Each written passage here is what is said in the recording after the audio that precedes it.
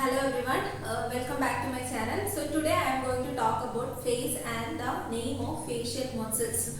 So we'll see what is face. So if you see the face, it is mainly provided by eyes, nose, ears and mouth. The mouth is guarded by lips and it is separated by oral fissure. The eyes are protected by eyelids and it is separated by palpebral fissure. Now we'll see the extension of the face. You can see in the diagram, superiorly it extends up to the hairline.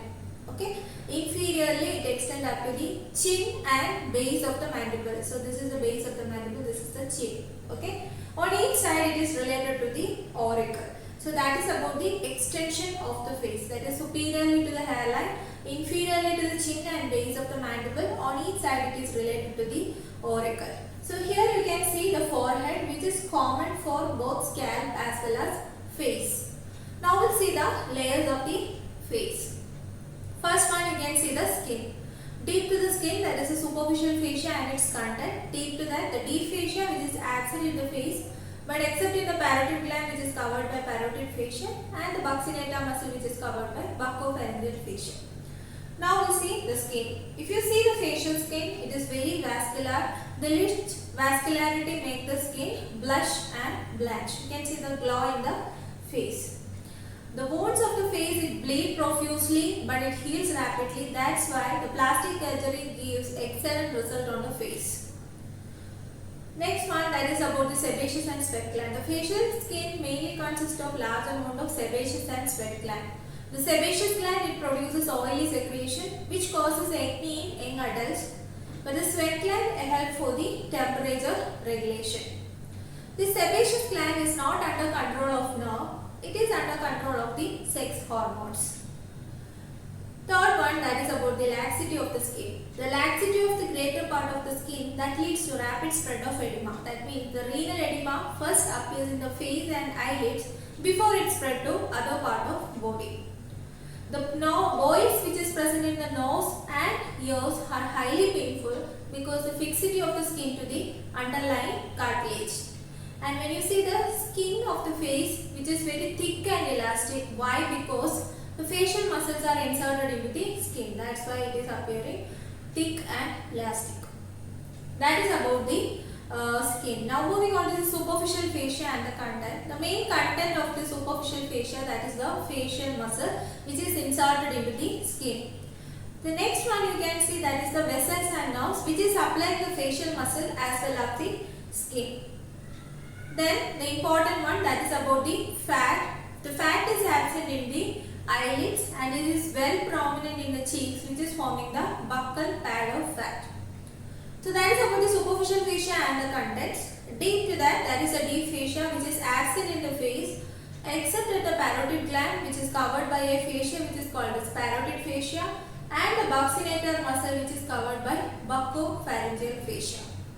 Now we will see one content of the superficial fascia, that is about the facial muscles. So what is this facial muscles? The facial muscles, it help for the facial expression. So these are called as muscles of facial expression and these all are subcutaneous muscle. Developmentally, these are derived from mesoderm of the second branchial arch.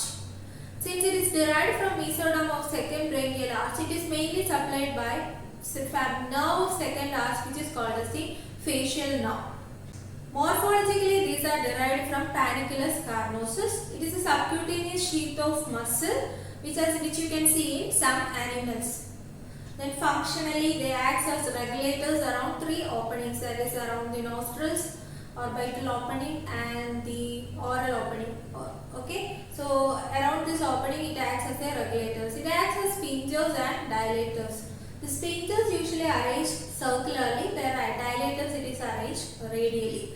Okay, then topographically it is placed the muscles of scalp, muscles around the eyelid, muscles around the auricle, muscles around the mouth, then muscle around the neck, etc. like that. Okay, now we'll see how it is named. So muscle of the scalp, it is named, that is called as the occipitofrontalis muscle. Already you are familiar with the scalp.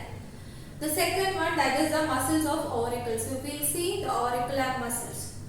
The first one is anteriorly to the auricle. The muscle is named as auricularis anterior.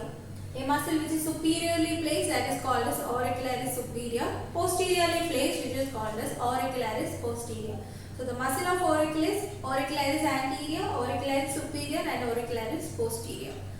Next one is muscle around the eyelid or orbital opening.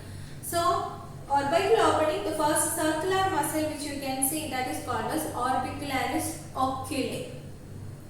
A thin muscle you can see, that is called as corrugator supercilii, and the next one which is deeply placed, that is called as levator palpebrae superioris. This levator palpebrae superioris, it is an extraocular muscle.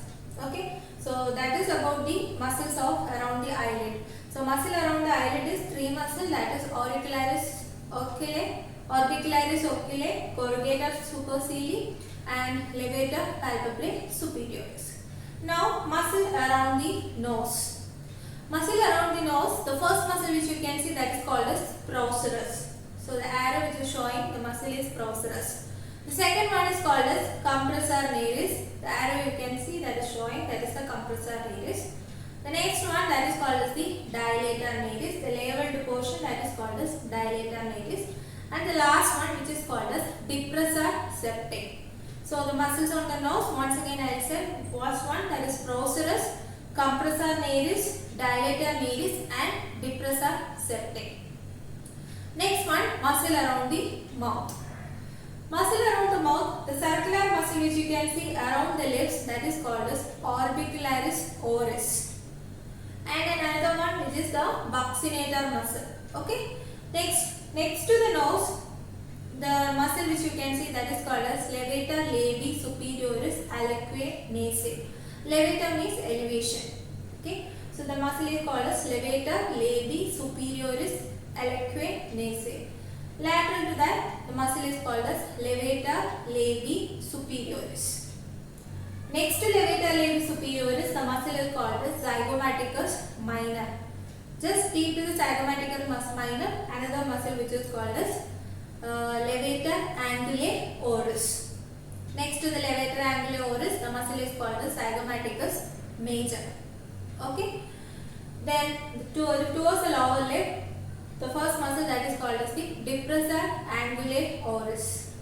Next to that, depressor labii inferioris, and next to that, that is called as the mentalis muscle, and one more is there, that is called as risorius. So these are the muscles around the lips. Okay. So once again I will say, the first one, that is the circularly arranged, that is the orbicularis oris. Then the buccinator muscle is there. From next to the nose, you can see, that is called the levator labii superioris aliquo nasi. Next to that, that is the levator labii superioris. Then zygomaticus minor. Deep to that, levator angulae oris. Next to that, zygomaticus major. Below the lip, then mentalis and risorius. So these are the muscles around the mouth.